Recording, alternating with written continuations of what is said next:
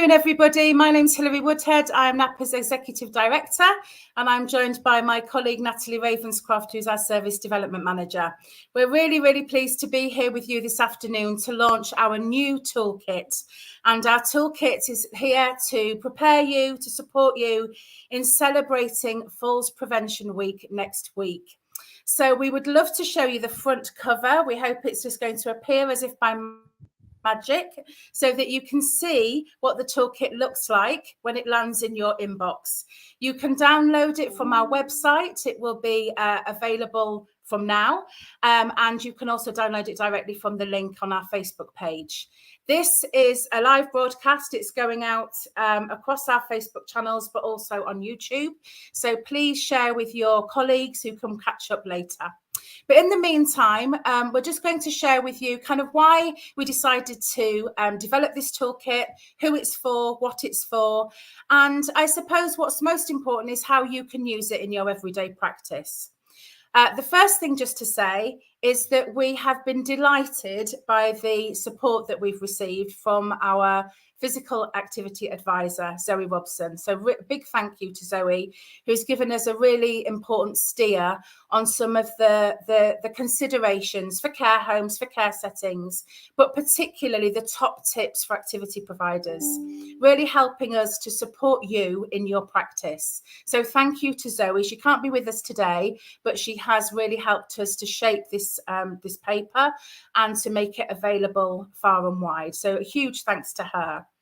I think we've got some questions. Yes, good. Thank you for that, Natalie. I think we've got some questions from some of the APA group members, but also through our support service about the need for a toolkit for activity providers. But also, I think what we want to be able to demonstrate today is that you don't have to be an expert in physical activity to integrate it into all of your activity programs. So really thinking about how creatively you can introduce physical activity into everything that you do.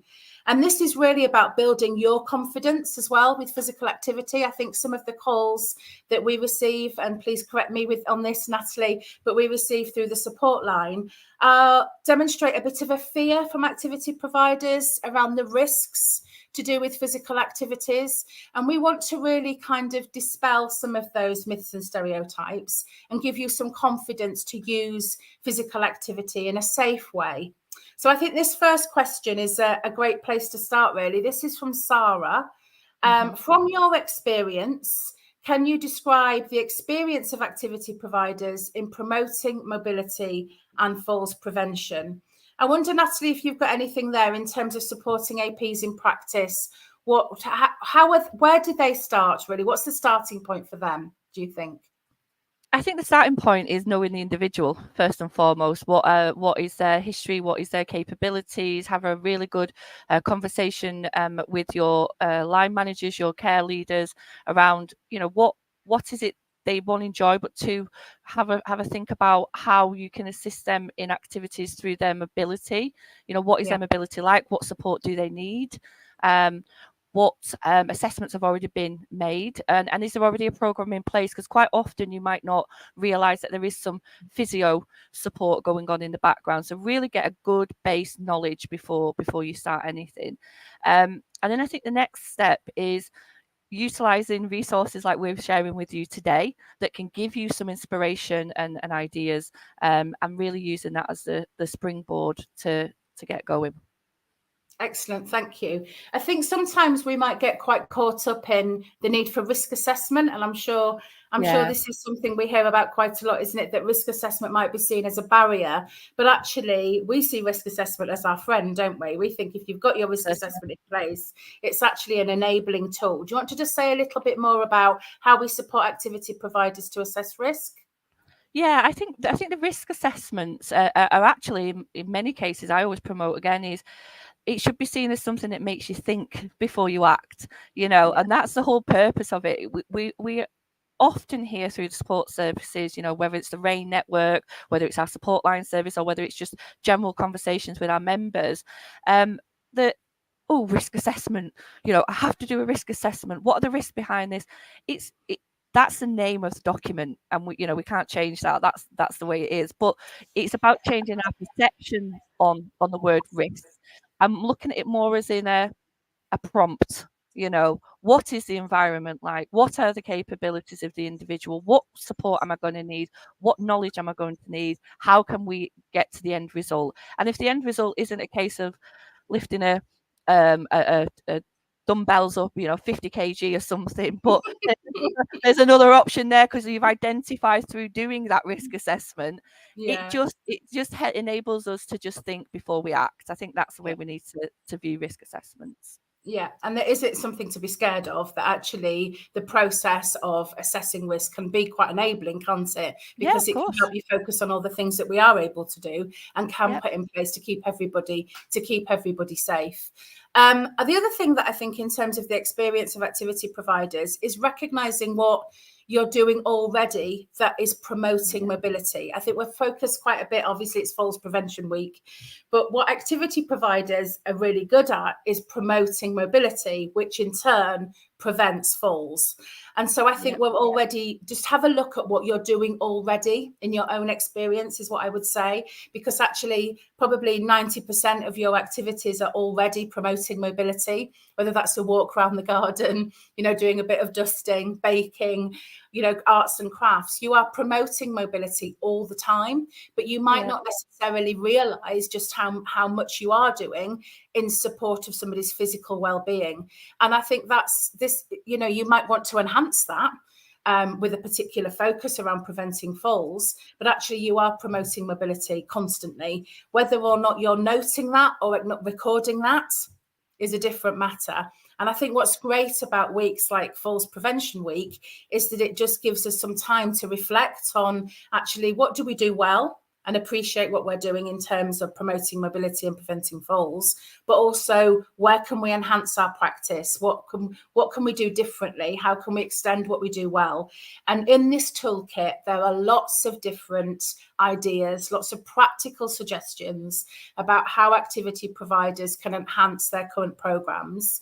When you meet somebody new, as Natalie says, of course, you spend lots of time getting to know them, but actually with a toolkit like this, it might be there to support you to think a little bit differently about the types of activities people might quite enjoy or would like to have a go at, and just try it, see what it's like, see how they feel about it, that maybe they haven't tried before. It's great to have life history, but also people might want to try new things. I know a very good friend of mine started Tai Chi at the age of 96. So, that was a new activity. So you never know, do you, what people may enjoy doing that perhaps isn't in their life story, isn't in their biography, but doesn't necessarily mean that they won't enjoy it. So I think yes, collect that information, but also think about new ways to keep people as mobile as possible.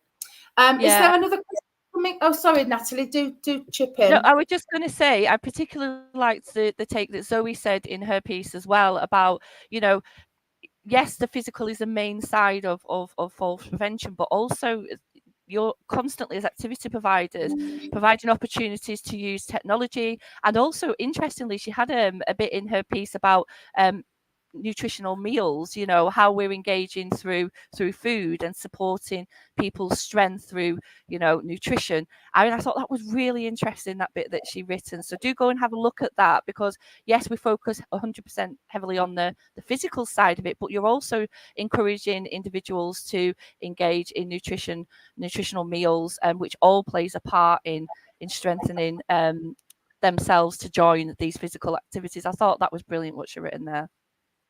Absolutely. Another question then, so this one's from Mark. What strategies can activity providers use to encourage residents to actively participate in mobility enhancing activities?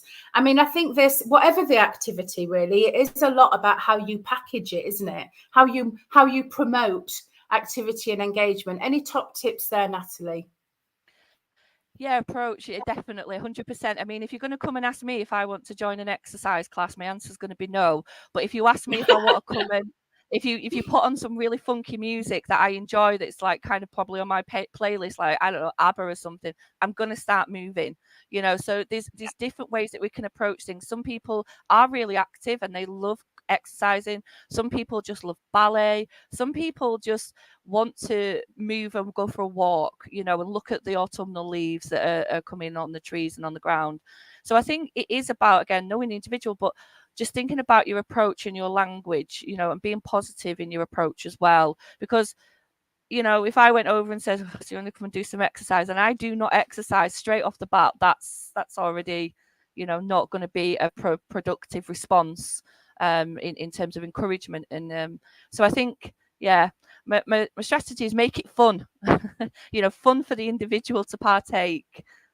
Yeah, and start where they are, I think, as well. I think, it can be gentle. It can be gentle and it can be subtle. It doesn't have to be Tai Chi or yoga straight away, does it? It is about starting where the person's at. And also your own interests, as activity providers, what do you like to do?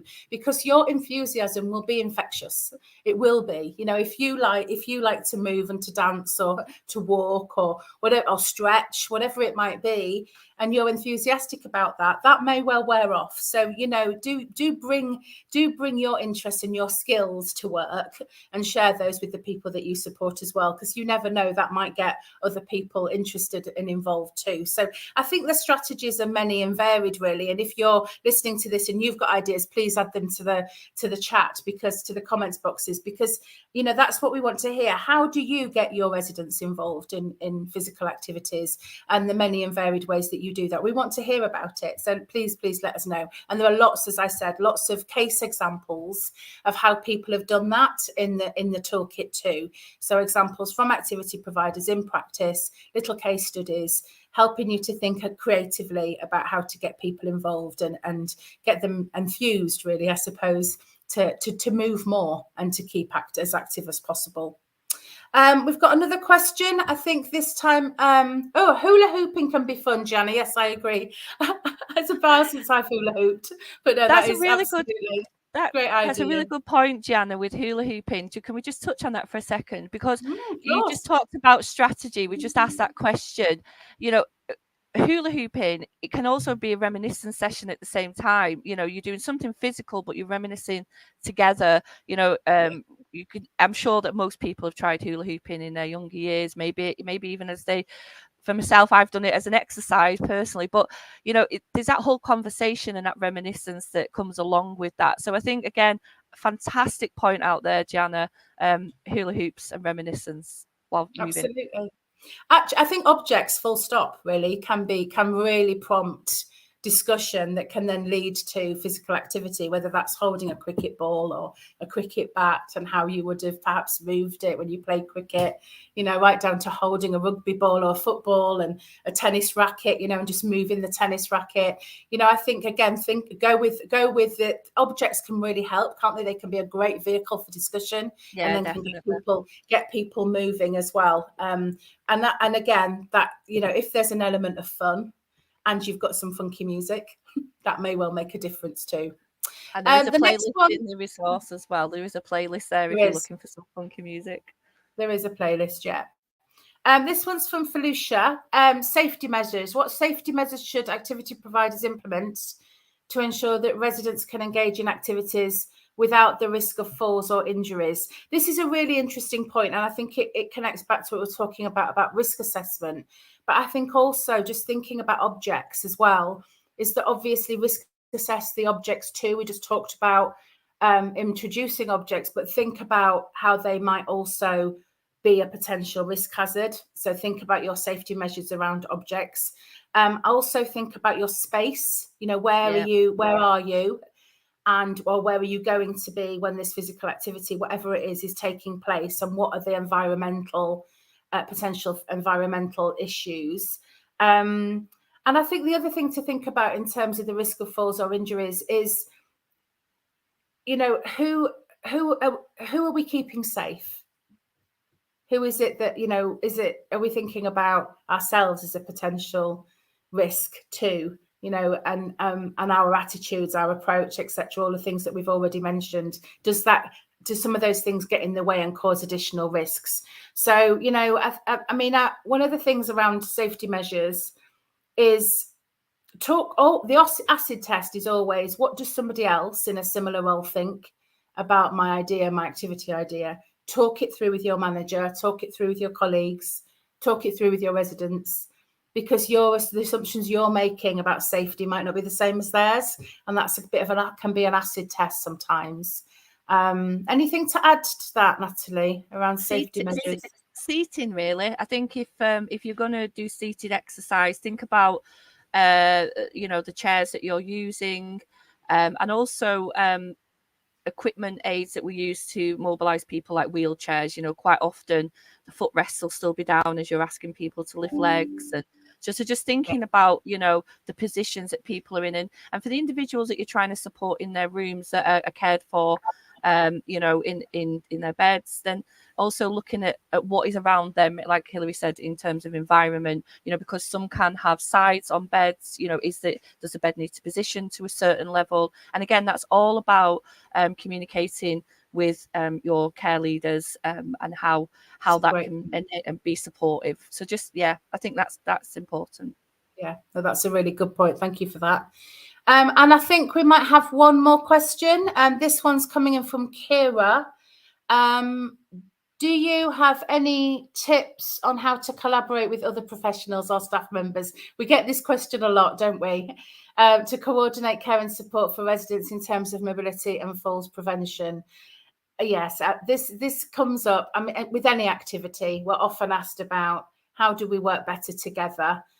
We've got lots of resources to support you with this on the NAPA website, in the shed for those that are members, really to help you think about making sure that you're on the same page with your manager, with the care team, particularly around physical activity. As Natalie said, if you've got any physio input, physical care instructors coming in, and maybe even with the GP, just having regular conversations and reviewing what your plans are and how that fits with kind of their physical care plan.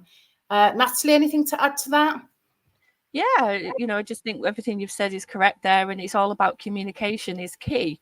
You know, there's lots of reasons as to why someone might need extra support in terms of a physical assessment to take part in activities, but just in general communication. And again, as Hilary said, you know, within this resource was a fantastic section about how to communicate and giving you some top tips. And we do have other resources available as well, you know, such as the one for APs and managers on how to communicate with each other and connect. But it is all down to communication, because again, and feedback after. You know, feedback's really important. If you're going to support a physical session, or reach out to someone in terms of, I don't know, an external provider, just again discussing the after impacts of how that person was experiencing the session, getting the evaluation at the end from the care teams, and see, you know, well, how was Grace, for example, afterwards? You know, did she enjoy her lunch even further? Was she thirsty? Was she tired?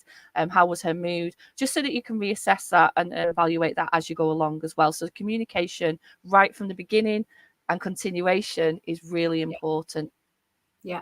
And please let us know what you think about this toolkit. Communicate with us too. If there's anything missing, if there's anything that really made you think, if anything that you downloaded and looked at, you thought that didn't quite land with my setting or the people that I support, you know, we've put this together in consultation with activity providers with expert advice.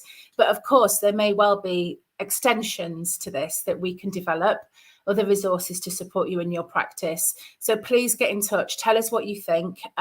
We are constantly evaluating all of our toolkits and resources. This one is free for the entire sector, so please do share it. Throughout Falls Week, it will be available for free. So share it far and wide and let us know what you think. And if you have any questions, you can contact the support service. You can send us an email, you can give us a ring, and we'll talk through anything that's in the toolkit, any additional issues you might have around physical activity, promoting mobility and preventing falls. But for now, I think that is probably enough. We hope you enjoy the toolkit. We hope you have a great Falls Prevention Week next week. It's a busy week next week. It's also Arts in Care Homes Week. So there's lots going on every day next week to support arts in care homes, as well in the lead up to the National Day next Sunday. So we look forward to hearing everything that you're doing and seeing what you're up to across social media. But for now, we'll sign off and say thank you for joining us for this live broadcast, and we'll see you soon. Thanks. Thank Bye you. for now. Bye.